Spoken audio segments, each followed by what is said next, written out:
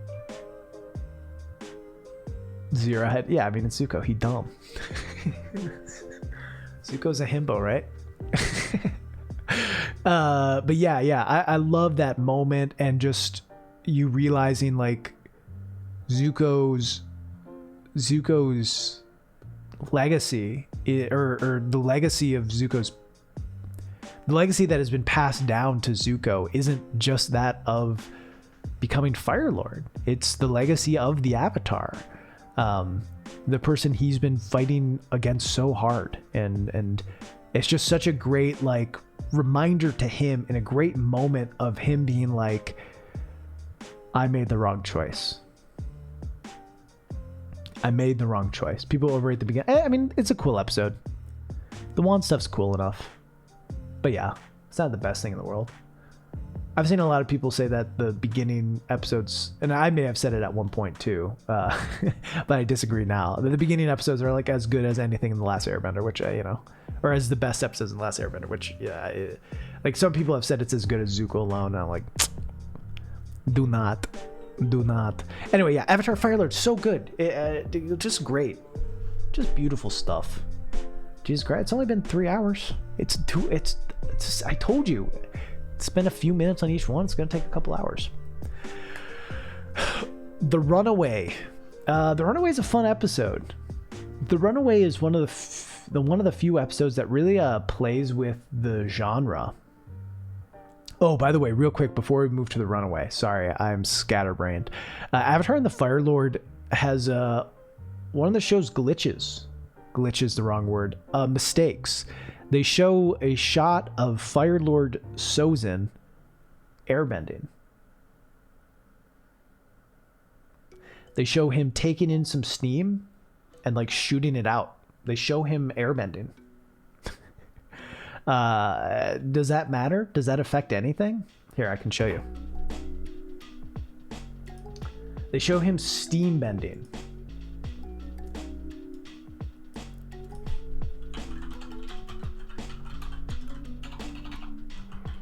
Which maybe you could argue falls under firebender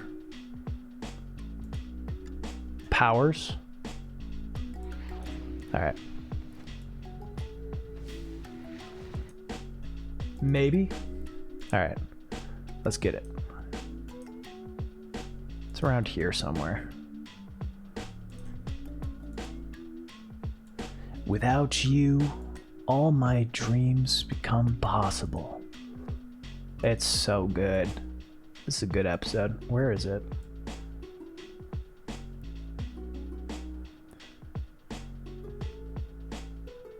Fang!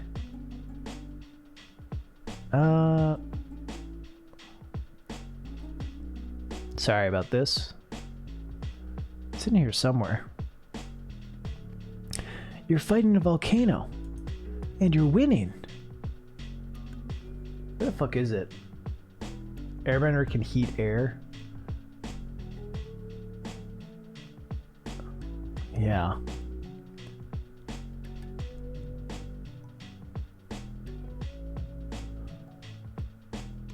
Huh. I thought that he came in earlier.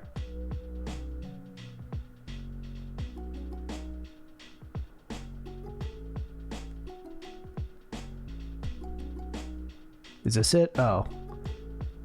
Okay, sorry. I got confused. I thought he did the evil thing sooner. He almost fell and died. Need help, old friend? Yeah. Okay.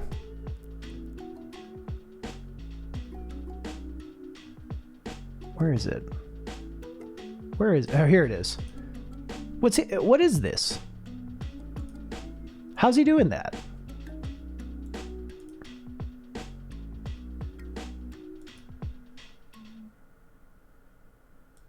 You can't do that.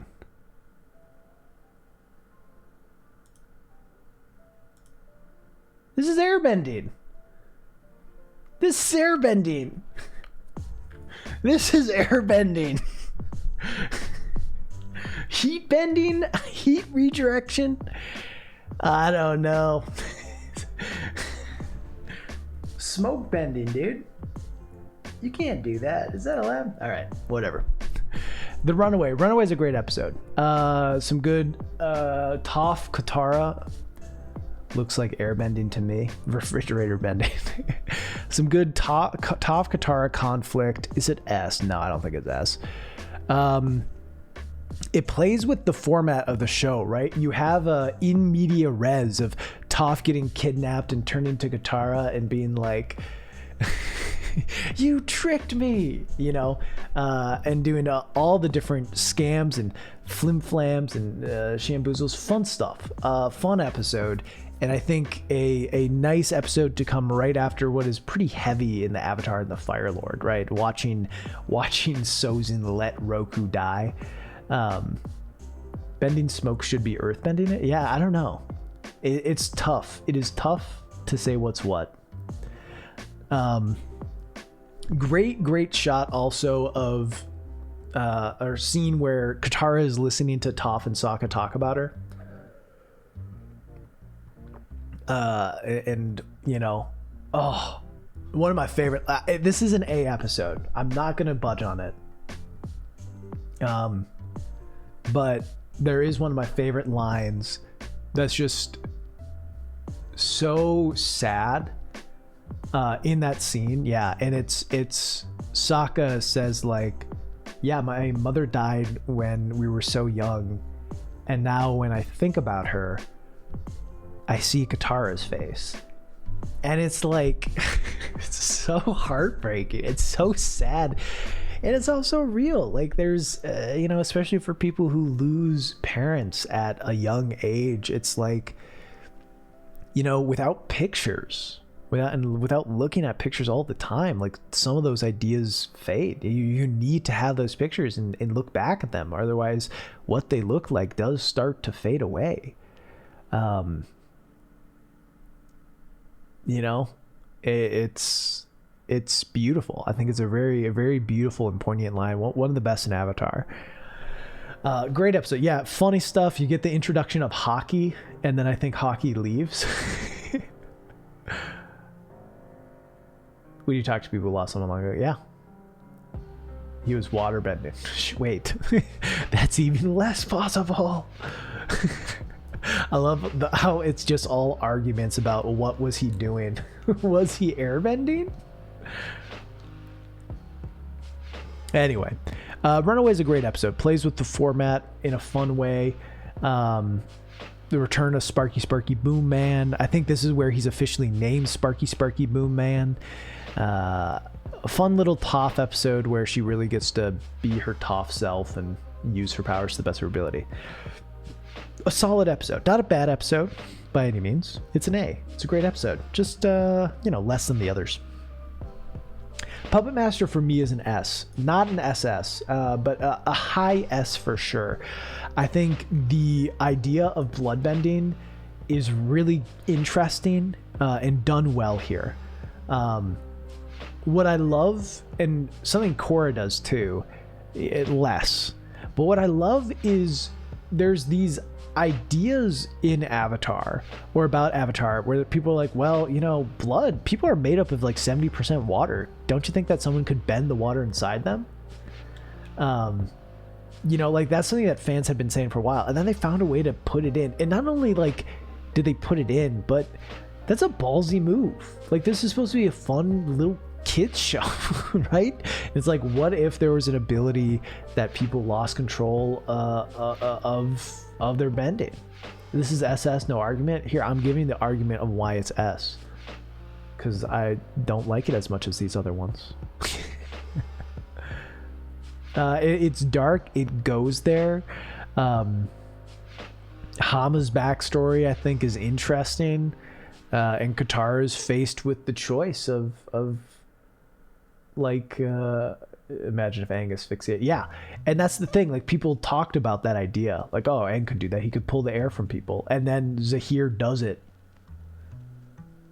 It's wild. But yeah, Katara breaking down at the end. Classic. Great episode. Yeah, she wins by losing. She passes on her legacy of bloodbending to Katara, who uses it. And I don't know the full lore going into Monk Yatso also, yeah, but that's not, yeah, but you don't really know that till later, but yeah. You never really learn that for sure. I think that's just side stuff that they've talked about, but certainly the evidence of it is there. How you give waterbenders, how do you, how do you give them something to drink without them using it to escape? Yeah. Because she pushed to the point of, yeah. Practice on the rats. It's got that, where like, what's in the box? What's in the box? Tell her she's okay. Yeah, I don't know how bloodbending starts to exist later on, right? Yeah. Did people just figure it out by happenstance? Or, they talk about how Katara outlawed bloodbending. She had a big push in Republic City to outlaw bloodbending. Did people know about it? Or did Katara accidentally spur people to bloodbend by outlawing it? Did bringing awareness by outlawing it actually increase people doing it? I don't know. Great episode.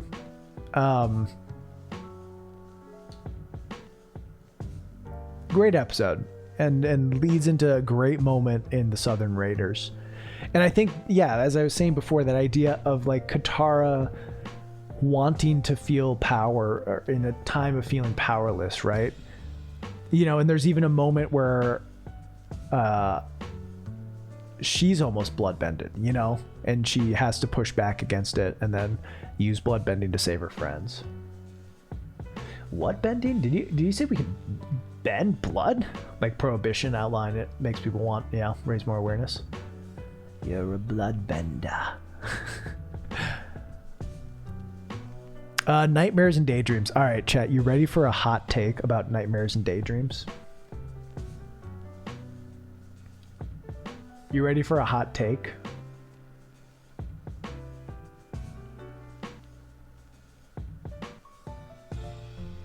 It's an S tier. Nightmares and daydreams, unironic S tier. It is it is honestly one of my favorite episodes of the entire fucking show. And I think it works because it comes after a few pretty intense episodes. With the Puppet Master being one of the most intense episodes of the series. And it's just this like funny romp of a kid who is on the precipice of saving the world and killing the biggest villain there is, and trying to come to terms with that. And like, I get why people don't like it, and I get why some people view, it's like it's there to like give its purpose is not fully to move forward plot, although I do think there is some Zuko stuff in here that's important, right, where he like starts preparing his eventual leave of the Fire Nation. I think this is the one where he has like, he sits in the meeting, I think. I might be wrong. But yeah, he like writes the note to he does a bunch of stuff. And like, there's just so many moments in this that I love. For levity, like, it's a moment to breathe, yeah. I don't know. Look, this is my list. Is this an objective list? No. This is how I feel about the episode. And I love watching Nightmares and Daydreams. Like when the whole section with Appa and Momo fighting is so good. And when it's like, are you okay? You really should get some sleep. And then it goes to Appa and he's like, you can't go on. Like, I'm worried about you. You can't go on like this. It's so good. Who hasn't felt this way before? Just, yeah. And then the end where it's like, but you're not wearing any pants. No, Fire Lord Ozai, you're not wearing pants. I also loved watching this episode live.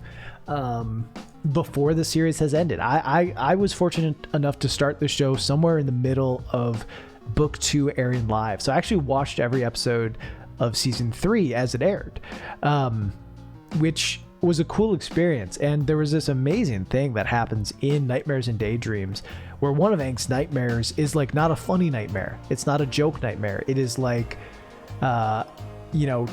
Toph's eyes like melt away. It gets frozen. Like there's all these like things that are like, is this foreshadowing things?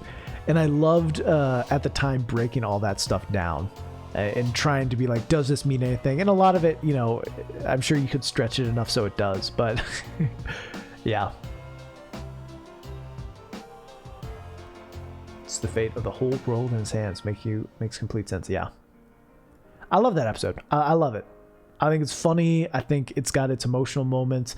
I get that this is not going to be an S in most people's rankings, but I think it's a solid S episode.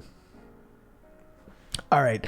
Day of Black Sun Part 1, a solid A, high A. We'll give it above the Runaway. Fun to see some of the inventions that they came up with in order to make their way into the Fire Nation. All the planning that was part of it. See Sokka kind of freak out.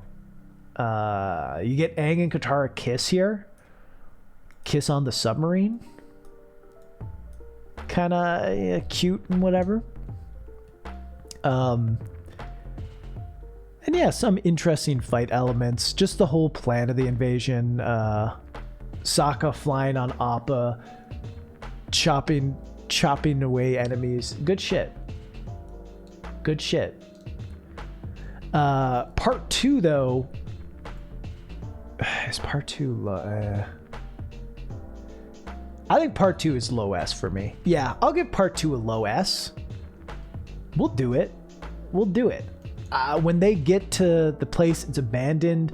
They find Azula there, and there's a moment where they Toph encases Azula, and then the rocks break, and they all freak out, and they're like, "Wait, what? Can Azula earthbend?" And I remember being like, "Wait, what? What's happening?" And then that just amazing chase where Azula seems to take every cue ever from Ty Lee, and just jumps around, avoiding them the whole time, leading them away. Oh, actually, yeah, okay, sorry. And then Zuko faces Ozai. Chat, you got to remember, as I said before, I keep looking at these starting from the frame of the gang and not thinking about Zuko. Oh my god, yeah. I think that's a better moment than the beach. But yeah, Zuko giving his entire spiel. Fuck, it's so good. But here's the thing. That scene is the best. The rest of the episode, while good, if we're just talking about best scenes, that's like top of SS. But the rest of the episode, while good, is not elevated to that same level. So I think it averages to about this point, right? Because I thought it was low S with the Aang stuff, but it's high S with the Zuko stuff. So high SS with the Zuko stuff. So low SS makes sense to me. That makes sense to me. But yeah, given his whole thing and having that moment of being like, realizing he's been angry with himself right in the beach episode, for valid reasons. He's made mistakes, but being able to then bring it back and say like, I'm mad at myself because I've spent all these years trying to be this person that like that my father wanted me to be, when like I shouldn't have been fighting for that. It wasn't my job. Like I was a child, and you abused me because I had the best interest of other people at heart. This isn't my fault. It's his moment of like letting go, of saying like, this wasn't my fault. And that's beautiful. Yeah. And just that moment where Ozai like is like, I'll tell you about your mother, and then fucking he tries to take a cheap shot and Zuko starts redirecting it. Oh, it's so good. So good. And then he goes to help Iroh and Iroh's out. And isn't there a character that's played by one of the Williams sisters? Serena, I think? Maybe it was, I don't know. Who's like the guard, and Iroh's like, don't come to work tomorrow. She's like, what? Don't come to work tomorrow.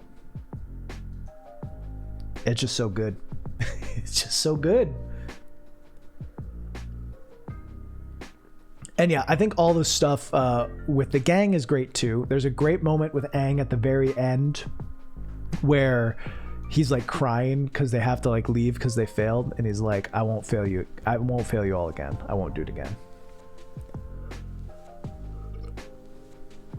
You know, and it's this complex that he's built of like always coming up short in the moments that he feels matter most. I don't know, I love it.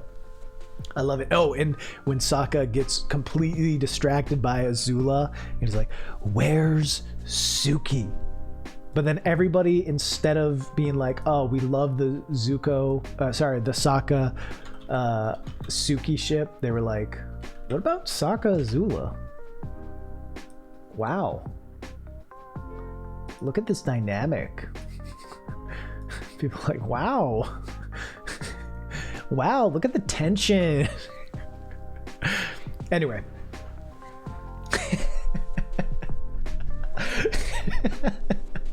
Chad doesn't like that ship. The SS, I don't Asaka? Or Sakula? Yeah. All right, the Western Air Temple. Hi, Zuko here. Hi, Zuko here. Great episode.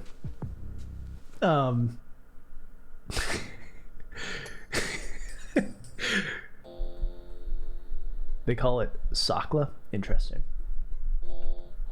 I like this episode a lot. Him just practicing a very human side of Zuko, at a funny moment that I don't know. I feel like it was Dante Bosco probably thought it'd be funny to do like imitations, and then they wrote it in. I don't know. When he's like, what would Uncle say? You have to look inside yourself to see yourself. And then only then will your true self be seen. I don't know. It's just funny. It's just funny to see this kind of goofy side of Zuko coming out when he's like, when the pressure of the world isn't on him as much. Toph is the voice of reason. Yeah, I like that a lot too. Like, because Katara, who often is the level-headed person, can't be with Zuko. She can't be. She's been betrayed by Zuko. She was vulnerable with him, and immediately, moments after sharing kind of her deepest insecurities, was betrayed by him. So she can't be. So it has to be Toph, and Toph feels perfect for it, as like, she likes Iroh a lot, right? And she's like, well, if he came all this way, this doesn't feel like one of his traps. And she also doesn't have the same history that they do, because when it comes to Fire Nation people chasing them, for Toph it wasn't Zuko, it was Azula. Like that's who was chasing her most of the time. But then Zuko barely was around because Zuko was running away from Azula himself. So she doesn't have all those negative things. But yeah, her going to see him, getting burnt by him, him also being able to bring that back around and have that moment of being like, true, yeah, she can sense that he's not lying. You know I have good in me. You saved, yeah. Appealing to that side of Aang, but him not being able to because of fear, but also because Katara is kind of one of his emotional anchors, right? And if Katara isn't okay with it, he's going to struggle to be okay with it. But then when it all comes around and he's like, Zuko's like, I forget sometimes how dangerous fire can be. I know how to make it, and even I, as someone who is pretty experienced in it, can still lose control. And Aang's like, yeah, I burnt Katara one. Like, I know that. And having a teacher who can recognize that is important to me. I like that a lot.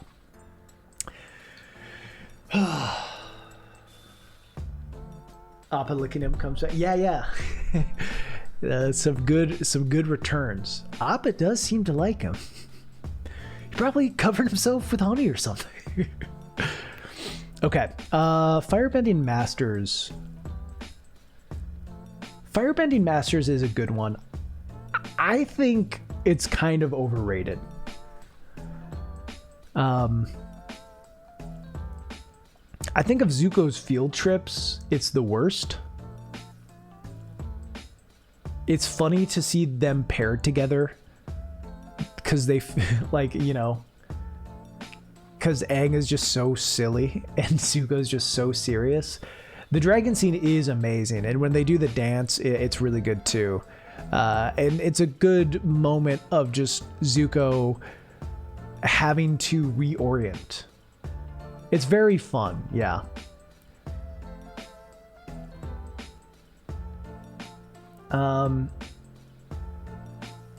Yeah, it's very fun. I think it's a very solid episode. Yeah, I don't know. It's a good episode, but not legendary or not great. Oh yeah, in Western Air Temples, Sokka just obliterates him. sorry, whoops. Yeah. Yeah, I don't know. I really do like the dragon stuff, and it's kind of cool to see, you know, old ancient civilizations of the Fire Nation. The dancing dragon.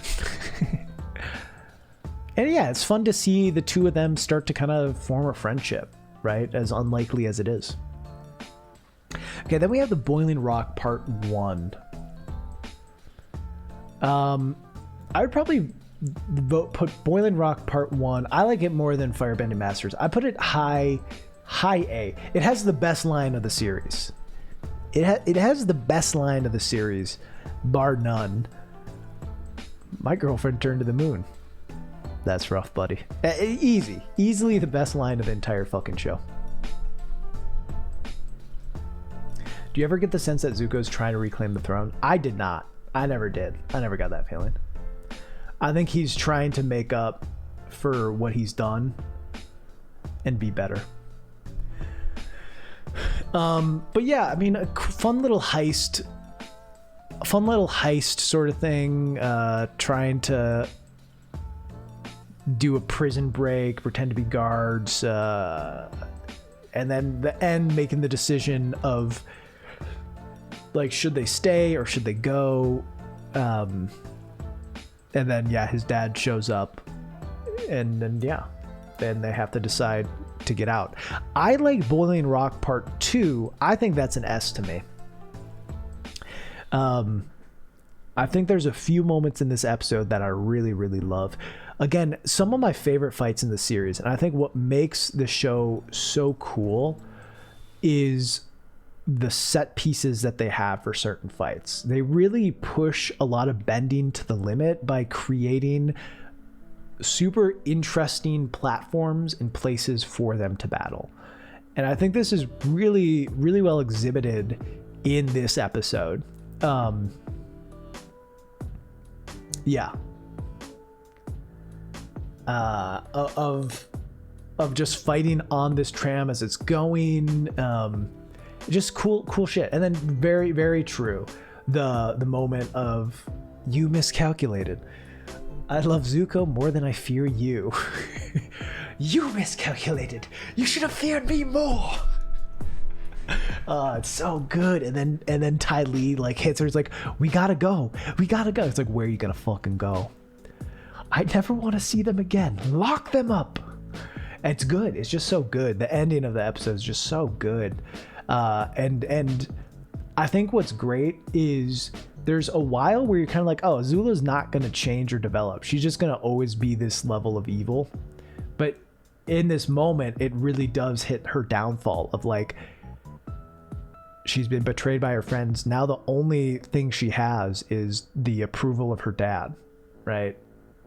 Of which seems hard to hold. Great episode. Great emotional moment at the end of it. Yeah, the look of shock on Azula's face, so good. Like 5 individual prison break plots. They love prison break.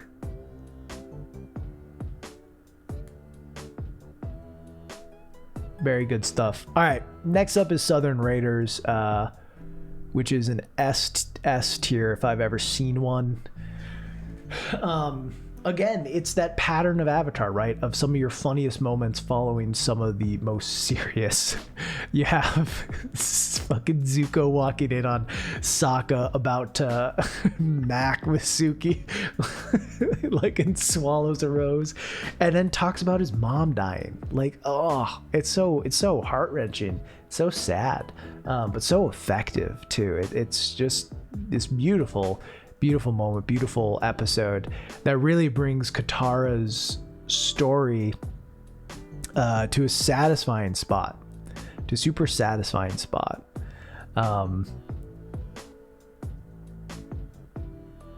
Yeah, I don't know. I love it. I think the display of her power when she starts bloodbending,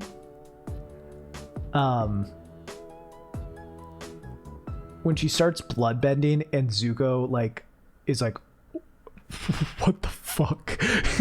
He's like, you just see his eyes, and then he like is like, fuck. It's like, damn, I should have never fucked with this girl. I should have never. Holy shit, I'm so lucky that I didn't get yeeted years ago. Oh my god. What I appreciate about this one is that Katara doesn't forgive him, even though, yeah. I think that's great. I think, you know, sometimes in shows there's this sense of moral rightness, that the morally right thing to do would be to forgive the person who killed her father or her mother, right? And like, I get that, and I get that want. I get why Aang would think that, being disconnected from it, you know. But, you know, it's not that simple. It's not that simple. She shouldn't forgive him. She can learn to live without it ruining her life anymore. You know what I mean? She can learn to, I don't want to say let it go exactly, but to not let that moment of her not being able to save her mother or help her mother haunt her. To move on, or to move forward, right? Without forgiving them. But then it does have the good turnaround of like, but I am willing to forgive you. I am willing to forgive Zuko. You know, you are a victim of circumstance in life, and you have done what you can to atone for it, and you still have more work to do, but I don't need to be blaming my mother's death on you, because it's not your fault. You were a child too, you know. Her breaking her boundary, yeah, for sure. The person who went on to outlaw bloodbending did it without thinking about it, you know. And yeah, people had said it before, but that scene of just, it's raining and she just stops it completely, turns them all into fucking frozen ice spears, and just so good. Just so good. Okay. Great episode. Ember Island Players is an S for sure. We'll put it right above Nightmares and Daydreams. Look, I know some people don't like this episode. But I think it's one of the most unique clip show formats that anything's ever done. Especially then when you compare it to the actual clip show episode of The Legend of Korra, it's like, god damn, I wish I would have done another one of these. It's a perfect moment to take a breath. Just like Nightmares and Daydream was a perfect moment to take a breath before the Day of Black Sun, you know, followed by a handful of other sort of serious episodes. This is the perfect breath to take before hitting the finale. Of like, yes, there are these serious ideas and moments in this episode, but you know, you get to just kind of reflect on what the show has done, where the show has gone. You get to see the show kind of make fun of itself a bit, you know, make fun of some of the tropes it falls into and some of the things that they relied on. Very self-reflective. And it's just that perfect breath before it, and it ends in like such a downer way, right, where like you realize like this isn't a play of what's necessarily going to happen. This is Fire Nation propaganda. So it ends with all of them honor, no Azula, like, and yeah, it's just so good. Merrick narrated the recap episode. It would have been great and entertaining. He did part of it, right? It was kind of funny. You know, you get some relationship stuff with Aang and Katara, of him being like self-conscious of how he views her, because he's also like looking up to this thing, being like, am I gonna die? You know, like, am I gonna die not being able to tell this person that I love her, you know? And I don't know, I think that's quite valuable, quite good. Yeah, fun episode that ends in a very thoughtful way. It manages to kind of do it all. I also just love like this idea of their adventure and how it's been told through the grapevine, and that like the opinion of how people in the Fire Nation view Toph is that Toph is like a super muscular dude.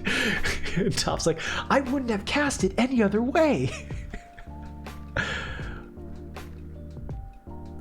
Game of Thrones. So, well, in fairness, the books had done it long before Avatar.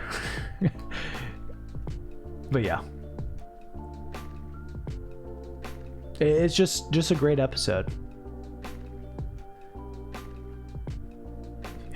When Play Zuko is like, "You're stupid. You smell, and I hate you." And they're like, "Did you actually say that?" Might as well have. It's great. All right, and now we move into the finale.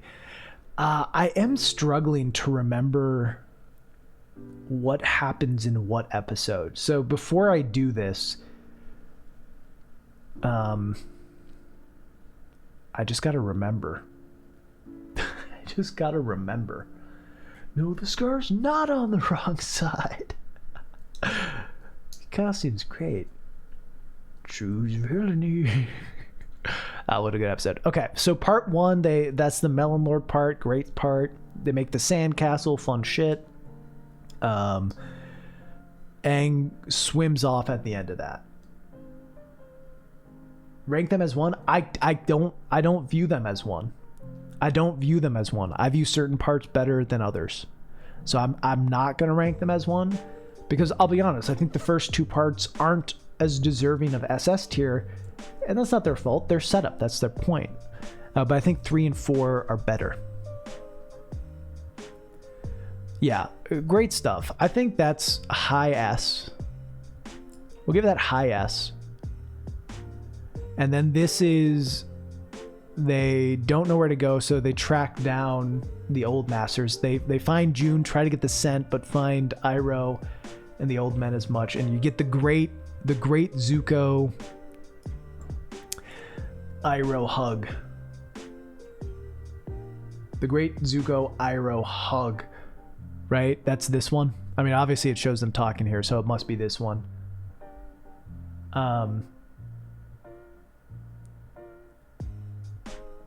Yeah.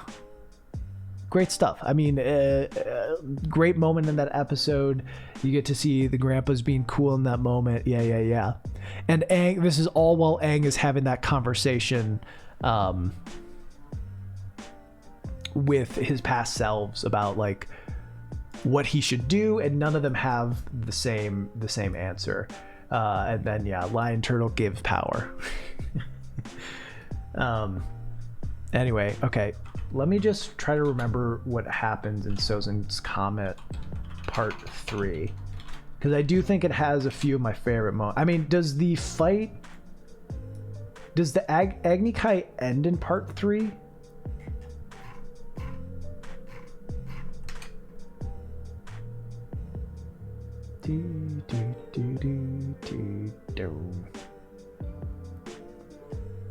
No, it doesn't end, but it starts. Okay. Zuko continues his duel. Katara watches. Zuko jumps in front. Okay. Aang's overwhelmed. Okay, yeah, so it's all like things are bad. Zuko's hurt. I think this is the best episode of the final 3. It also, I believe this has one of my favorite moments. I mean, when the fire, but that might be, I think it's, is it this one or the second? I think it's this one where all the fires go in and Toph is like, That's a lot of fire, isn't it? It's so good. Can't catch up to the flagship, so they do the airbending slice. Is this when the I don't think Boomerang's coming back Toph happens? Falls short of crashing into them. Sokka and Toph are separated from Suki as their ship begins to break apart, and they're forced to continue without her. Is that this episode? I don't think Boomerang is coming back, Toph.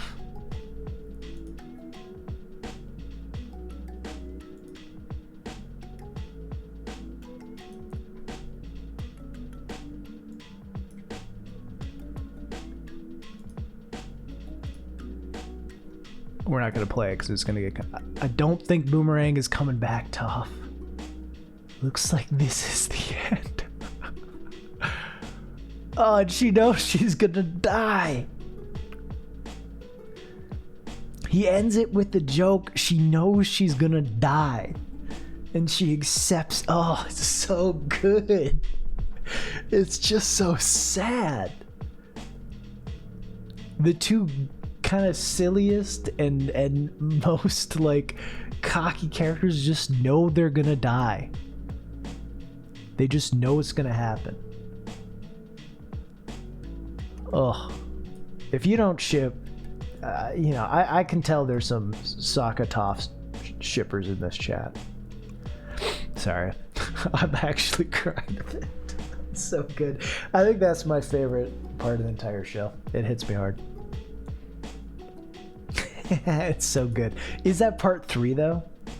Is that part 3 or is that...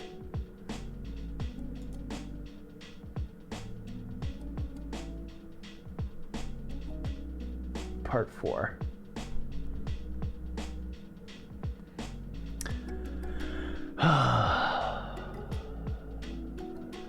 Is it on Netflix? Is Avatar on Netflix? I don't have Netflix. I'm not logged into it. All right. I think it's part 3, but I might be wrong.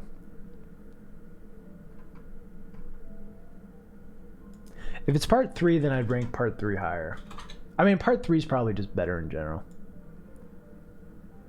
You just got the Blu-ray all the time, always ready to go. Oh no, it's part 4. It is part 4. Okay, that does change some things. Okay, Sozin's comment part 3, I think I'll put here. The Agni Kai is just beautiful and kind of getting beat down in that fight. Quite amazing. The separation that happens between the two. I think I have to put 4 slightly higher though. That moment of,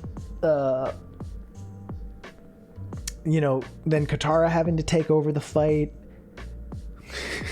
Azula has a great line of, like, Katara goes to help Zuko and Azula's like, now, I'd rather have our family physician look over little Zuzu. Like, she's just fucking lost it. And yeah, Katara bests her by outsmarting her. Not just overpowering her, but just outsmarting her, which I think Azula, that's more offensive to Azula than being overpowered, is being outsmarted. And her just, the always has something to say character, right? Always has a lash to hit back. You can't just compare the one Agni Kai to an entire episode though. But yeah, I think the character who always has something to say back has nothing to say. And just all she has left is screaming. The Agni Kai is the whole of part 3. You should go back and watch it because you're wrong. The Agni Kai is not 22 minutes. And if the Agni Kai were 22 minutes, that'd be a terrible fucking episode. Last Agni Kai is great. But yeah, it has kind of the ending of it, and then the fight between Katara and Azula's demise. You have the, I don't think Boomerang's coming back, Toph. You have what I think, I think one thing I don't have a huge issue with the energy bending thing. I think they mentioned lion turtles. I think we have some hints that it's possible. And I also think, he doesn't know it's going to work, and he still has to overpower Ozai and find his own way moving through. I don't love that it's like the Avatar state's triggered by him hitting his back. I think maybe a more powerful thing, instead of it being like him taking a hit, would be him learning like to walk his own path, right?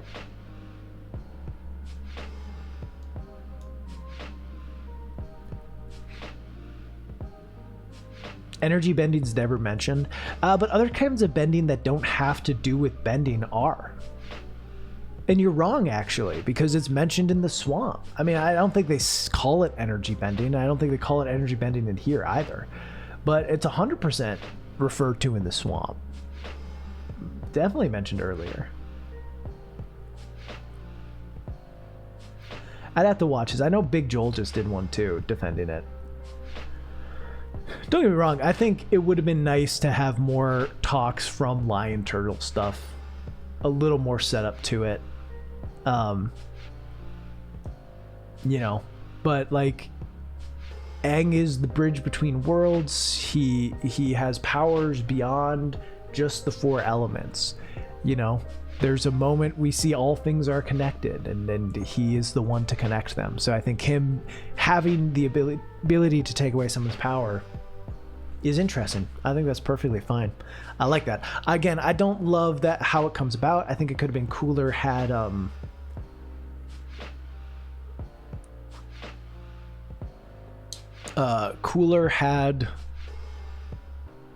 what was I saying? Had he entered the Avatar state, re-entered it like in his own way, not just following the teachings of Guru Patik or what other avatars had done before, but in his own way. And I don't know exactly what that would be. But like, yeah, I don't know.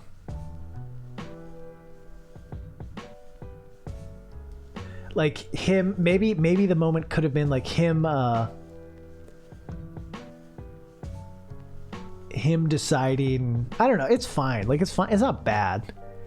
It just feels a little less about growth and more about luck. Luck of a bad thing happening. But I don't know. I mean, maybe it could be about him learning that, like, letting go of earthly bonds, like of Katara, which he refused kind of to do until late in Crossroads of Destiny. It doesn't necessarily have to be about not caring about them, but about being okay with knowing that there's risk in, like, you have to be okay with letting go of them to save them, right? I don't know. It could be a lot of things.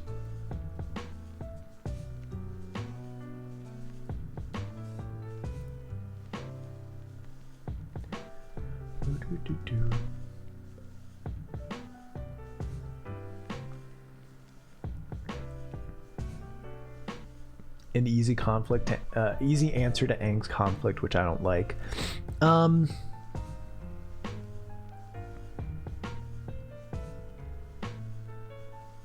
bum, bum, bum.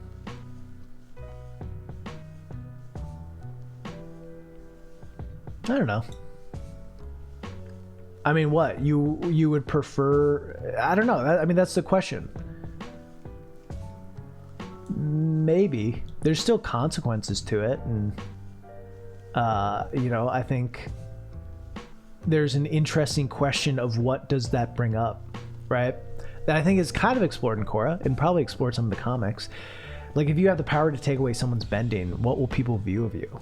I don't think it's as easy an answer of that you might be making it out to be. because now he has this power where he can decide who gets to keep their abilities, you know? And is it his choice? Is it something that he is allowed to do or should do? You know?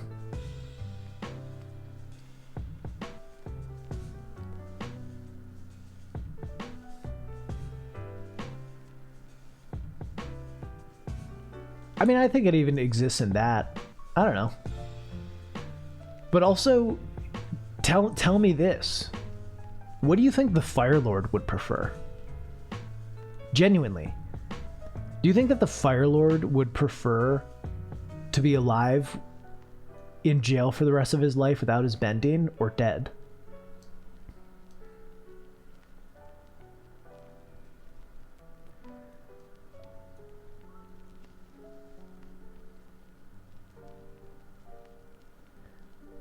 Like, Aang's answer is not necessarily the kind answer.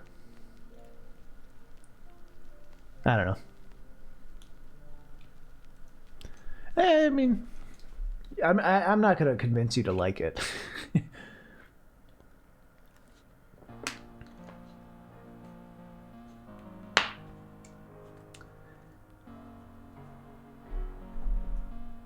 I mean, I disagree. I mean, sure, he can still manipulate things, but I bet if you add, like, I'm almost sure that the way it'd be written is,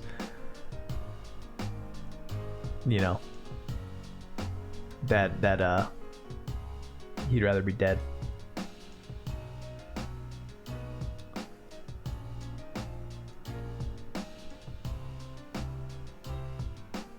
Careless, he manages all the previous fights. I don't know. I mean, there's plenty of times where it seems like he kills someone, but they add like a parachute so he doesn't, you know?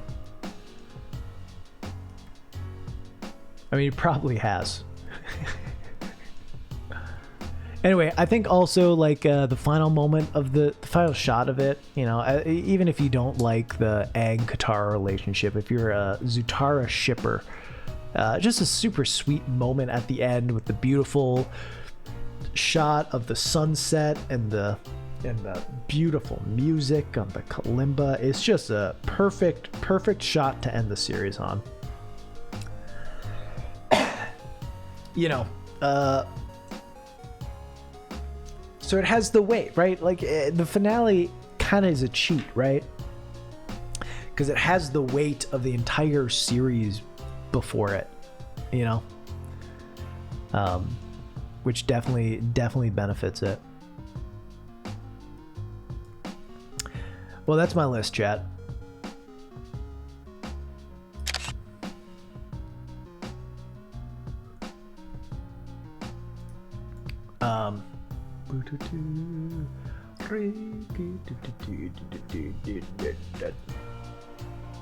Save image.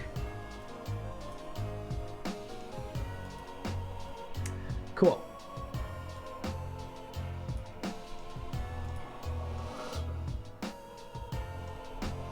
Great finale. Yeah.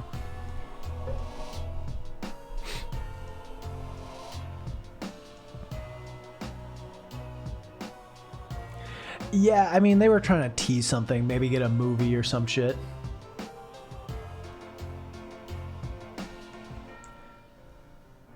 I mean, here's the thing. Like, I mean, it's like Aang finds his own way to do the spare him option. Right? It's not even about finding a third way. Because here's the thing. Sure. Here's the thing. And granted, it's still a threat. It's not a permanent solution. But let me show you something.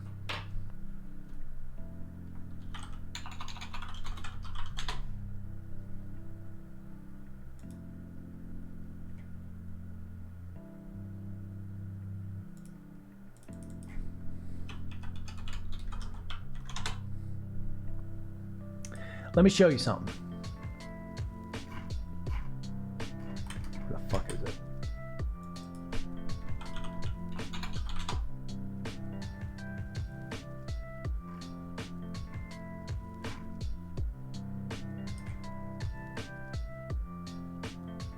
chat, remember this shit? Remember this shit? You know what I mean? Like, there are other, there is this option.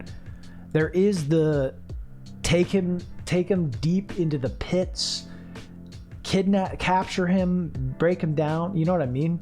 Like, it's not just about sparing him or killing him. Yes, Aang finds a more convenient way, I suppose, right, than having to make a prison specifically designed for him. Korra is canon, but that also has nothing to do with this. It doesn't matter. I'm sorry, you don't get to determine what's canon, unfortunately. Only the creators of shows do. But again, that doesn't actually matter to this point. This is what you can do. You can create a prison that makes it almost impossible for the person to do what they can. They could do what they plan to do to Iroh, of breaking his hand so he can't firebend. You know what I mean? Like, are those more humane things? Okay, and what if he comes back? But sure, you could say the same thing about how he is now, right? I mean, as someone put it, like, if he's alive, he can still influence things. It's not just about him being the strongest firebender ever, right? Because I don't even know that he is the strongest firebender. He's just a strong firebender.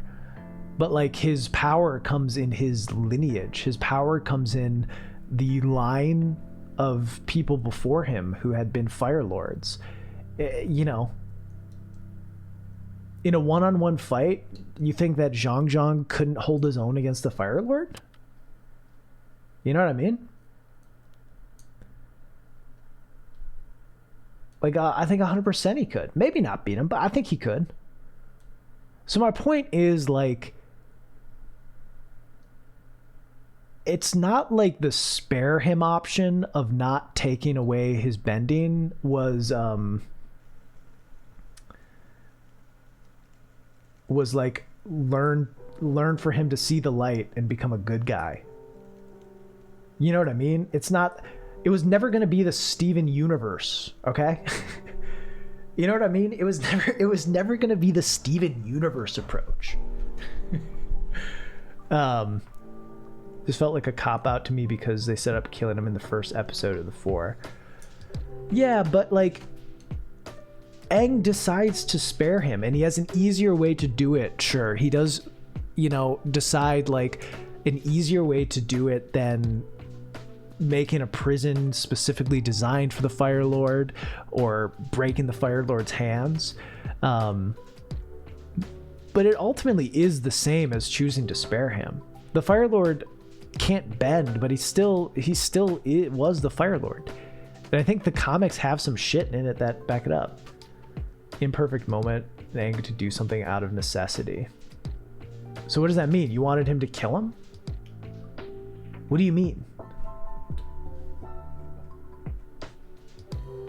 You wanted him to kill the Fire Lord? That's how you wanted to end the show to end? Or break his arms?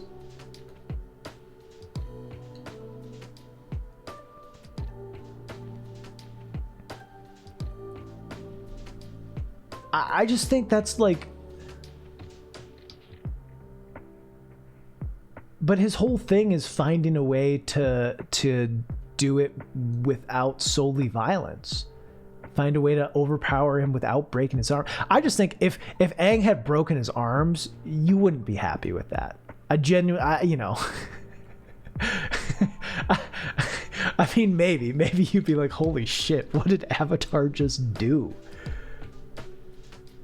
I don't know. I think some people view it as a cop-out because it was easy, but like, I think when you really break it down and you look at, like, okay, what do they do if they keep him alive? Obviously, as I've made the joke on before, it's not going to be the Steven Universe thing, right? It's not going to be the, oh, hey, I'm going to teach you how to be a good guy. Like, they put him in jail. And sure, he's still a threat because he has his bending. But I think he's still a threat because there are people who might be loyal to him. You know, there's more power to him than just his bending. If it was just his bending, like, they wouldn't have a long lineage of Fire Lords, right? You know what I mean? It would be a meritocracy where whoever the strongest bender is becomes Fire Lord, and that's not how it works. They have long lineages. His power was in his rule. And Azula talks about that a lot too. So it's like you have these options. Aang has to decide, like, how do I want to approach this? Do I want to kill this guy so he can never do anything, or do I leave him alive? And what does leaving him alive look like? And he decides to leave him alive and finds a way to minimize the harm and risk. But Ozai still is harm. And in the comics, whatever, we can look at it as a single thing, but like there are consequences for that choice of leaving him alive. I know they're not explored in the show, but it's the end of the show, so how could it? I think it kind of needed to end like this because it was a kid's show. Firepower is something that's passed down. Fire Lord Blind. Yeah, then why is Zuko a baby bitch boy?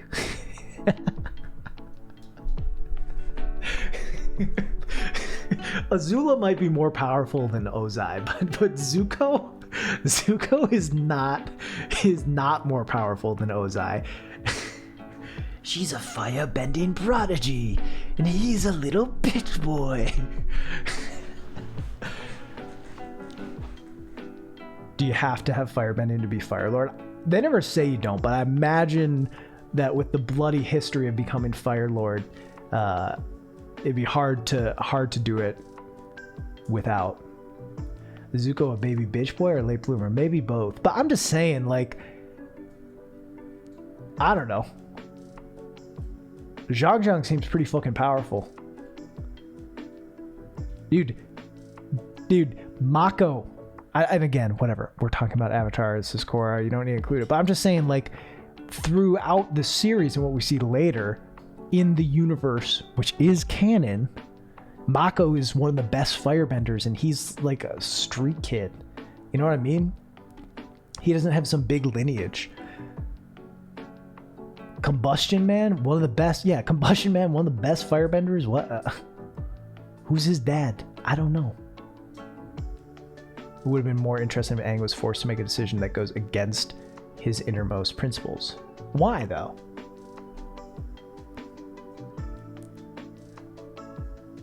Why? I don't know.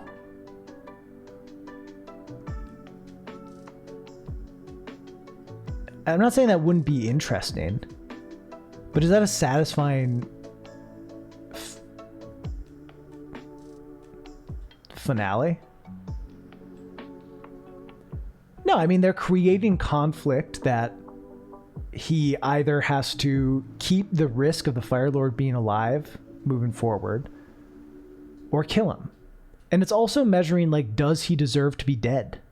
Does the Fire Lord deserve to live? It's not just if he should kill him. Like, does the Fire Lord deserve to live? Has he caused enough pain where he should just be killed for the better of all people? Because I like this type of development. Yeah, I just don't know that it would make for a better end to Avatar. You know, if Avatar had another season, maybe. But then it ends kind of on a downer of Aang, like, murdering someone and having to reevaluate his identity, and then the show ends. So you need Aang to choose the good option. Should have given Aang a Glock. Just shot him at the end of the fight. I feel like we're seeing a divide. People will watch this as a kid and people will watch it 20 plus years ago. 20 plus years old. I mean, I think that that's probably true, right? There's probably value to this. Like, I think if I view it through the lens of a show like, and I'm not even trying to talk about the ending of Game of Thrones, but like, let's just say I watched Avatar after watching the first 3 seasons of Game of Thrones. I would be like, yeah, let's get dark with it. You know? That's just the feeling of it.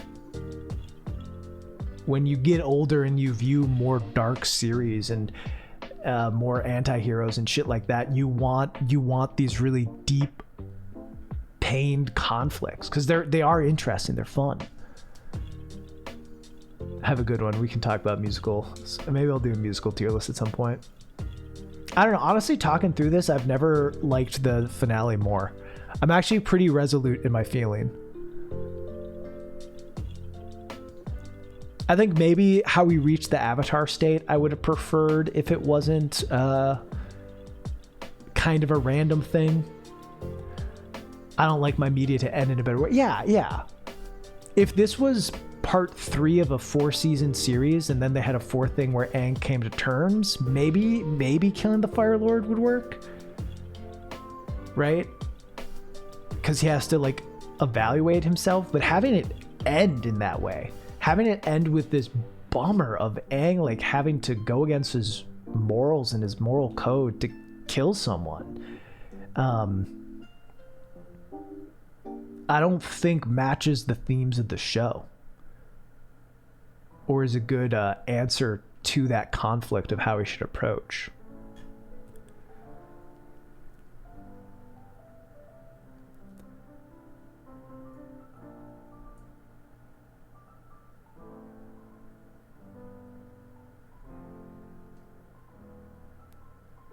The turtle. Yeah, I mean, because that's the thing. It's like there are other answers, right?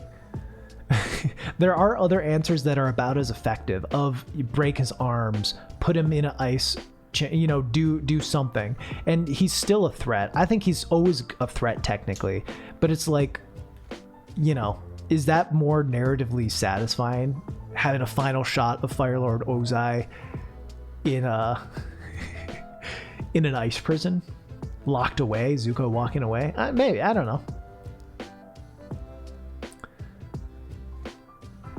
The second season would be needed. About Aang and the gang, yeah. I think it would played into the let go from the spiritual side, let go of earthly bonds like Katara, but also of your morals. Yeah, but then but here's the thing, he doesn't really take any of the advice. I think what's interesting is he's given all this advice from his previous Avatar incarnates, but he doesn't follow what any of them say. All of them say kill Ozai. All of them say nip it in the bud, and he does it his own way, and in some ways it can lead to consequence,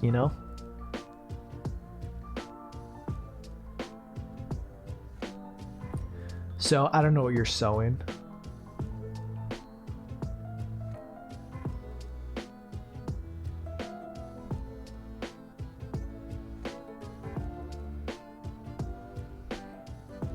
Doesn't follow with other people tell him to do. Yeah.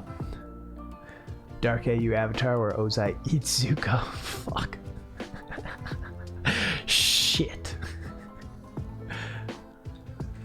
I don't know. I mean, it is what it is.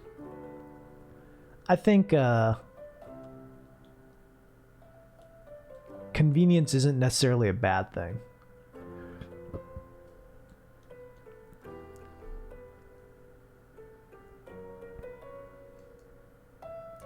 Because I think they could have illustrated that Ozai has lost all status and power in other ways.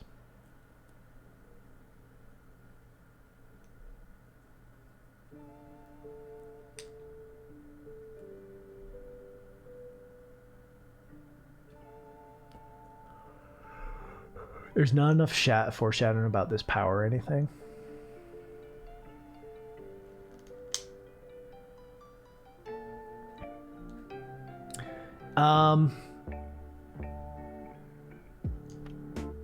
Counterpoint. How much foreshadowing is there to metal bending?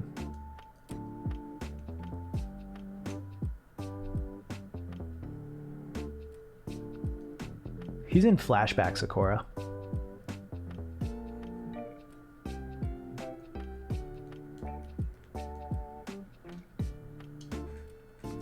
It's same episode.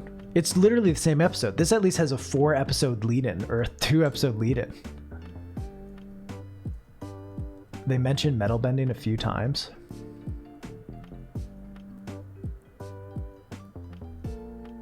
That it would be cool if she could metal bend.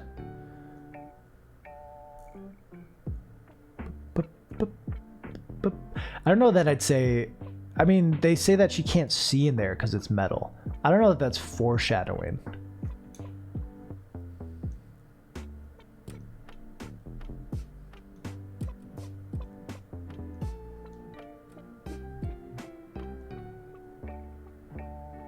I don't know. I mean, look, don't get me wrong. I think metal bending is easier to wrap your head around. Right?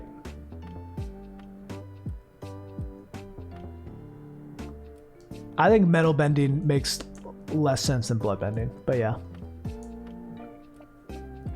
But real question, what about Sozin?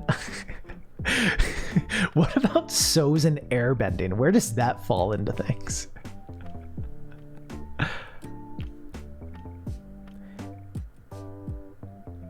What about me?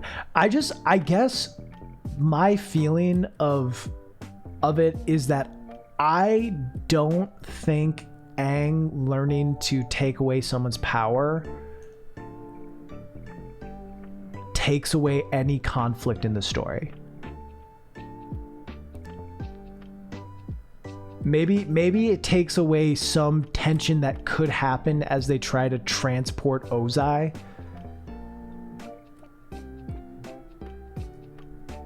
What tension do you think it takes away? You're probably muted or something because I'm talking.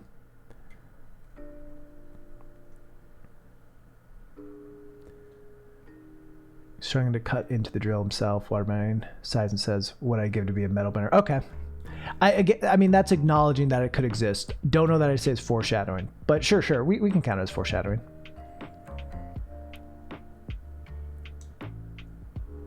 First up, those for the setup.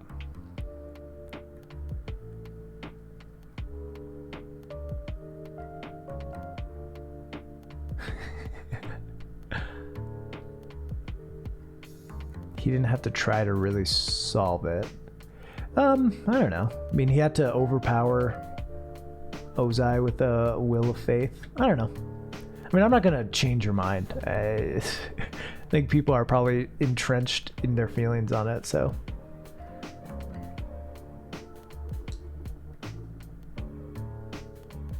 It's funny, the more I think about it, the more I like the finale. Because like it sets up this question of, is someone like Ozai, do they deserve to live or die? And everyone, you know, is trying to look for the easiest answer.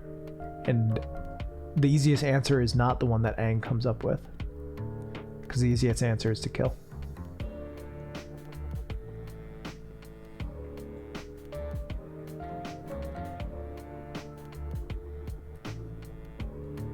Anyway, Bossing Say is a good episode. This is my list. If you don't like it, you're entitled to that.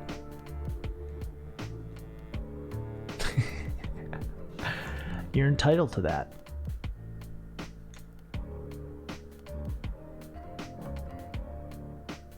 Boom, boom. Good build up and satisfying finale. I think The Good Place has a really good finale. I do think its third season is a little weak from what I remember, but Good Place has a solid finale. Other shows with good finales.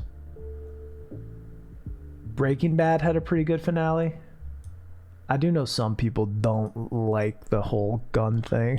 Like, he set up a Gatling or whatever the fuck it was. But Breaking Bad had a pretty good build up and finale. I've not watched Schitt's Creek. I've tried to get into it multiple times and have struggled.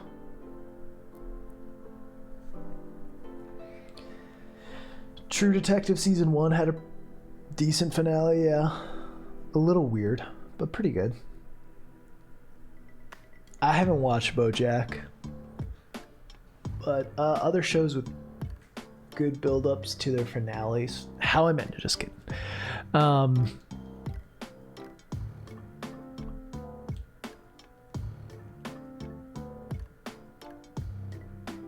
Haven't watched Clone Wars.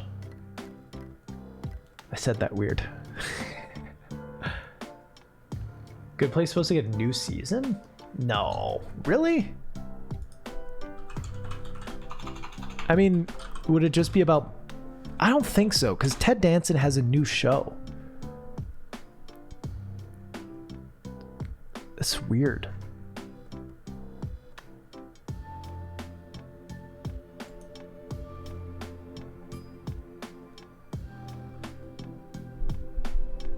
I'll sound less chill. How about that? What if I sounded less chill? I mean, I hope they don't do a 5th season. Or if they do, I have faith that it'll be weird and different enough. But obviously, I don't want to see anything more from the main 4. Kipo had a good finale? Yeah, Kipo was alright. I'll be honest, I was a little disappointed with season 3 of Kipo.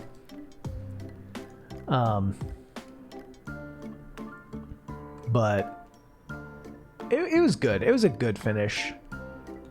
I think what's hard is Kipo is a show with a lot of promise, and I don't think it lived up to the hype and hope I had for it.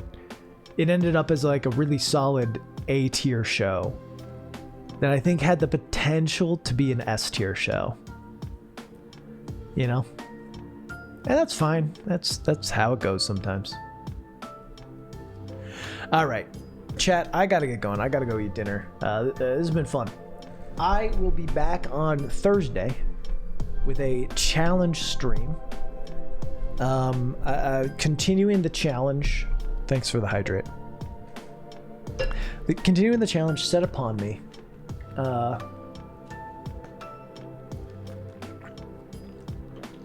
By Ramen to beat Hades on a first run. So we'll continue that on Thursday. That'll be the final stream of that, regardless of if I beat it or not. Hopefully I can beat it. Gonna look up some strategies and all that.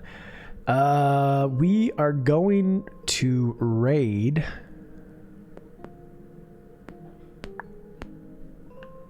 We're gonna raid Yako.